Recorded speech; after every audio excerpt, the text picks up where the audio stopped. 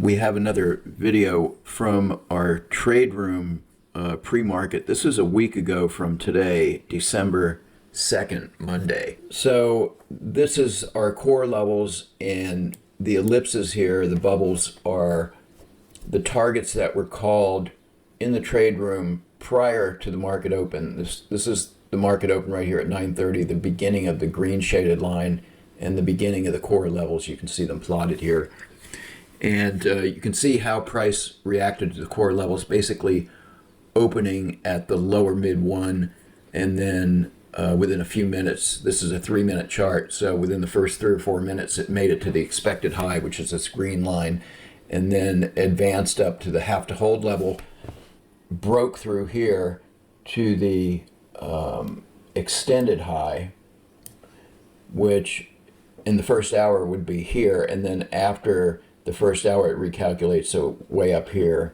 So the first level was 21,058, and then the rubber band is 21,093, and if it makes it beyond there, 21,169, and then 21,308. And interestingly, the market achieved these 3 levels plus some, made it all the way to the expected high and then some.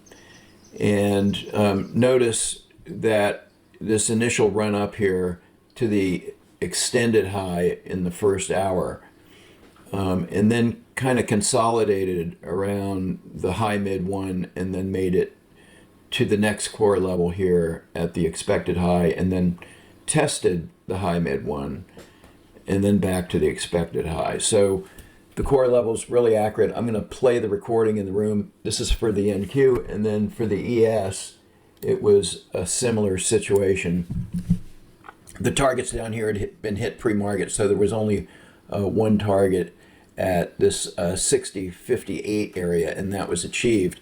But in the ES, again, the accuracy of the core levels from the open, from the low mid up to the expected high in the first few minutes, and then tested the low mid again, and back to the high mid, tested the low mid after the recalculation, through the point of control, through the high mid one, up to the expected high, and the market consolidated in between the expected high and the high mid one, which incidentally, these are all bread and butter trades, high mid to expected high. Anytime you trade in between these two levels is a pretty high probability. And then the point of control to the expected high, and then finally at the end of the day, the have to hold here at 60.68 was tagged almost just a couple ticks beyond right here, and that was the high for the day. So let's watch George, our moderator, call out the levels and the commentary behind it, and then as you can see, this is the results. This is what it looks like on a Renko bar chart. This is the BWT Super Renko 40, and if you're using the auto trader, it would have automatically went long here right off the open up to the have to hold level. And so this move here was, if you entered at the close of the bar here, this would be 21,045 all the way up to 21,121, or about 300 ticks or so. And so if you just set it to trade longs only, you would have had a pretty good day. You would have hit your goals probably on this first move here. But the Renko bar's accuracy here, pretty strong, trading in between the core levels, and the auto trader can have profit targets set to be the core levels. So you're welcome to join our Discord channel. Just email me at the address in the description if you would like an invite. I'm going to have a discount on the auto trader from now to the end of the year, 15% off. Again, email me for the coupon if you're interested. Also, if you want to join our trading room, you can do a free trial. The link for that is on our website. December 2nd, 2024, at about 9:09 in the morning. Looking at the NQ and the ES charts, we'll start off with the NQ. We've already made a run up over the Sunday evening, but we are still looking at targets that are upcoming here.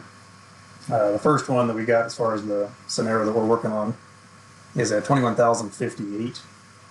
The rubber band of that same move would be up here at 21,093 half.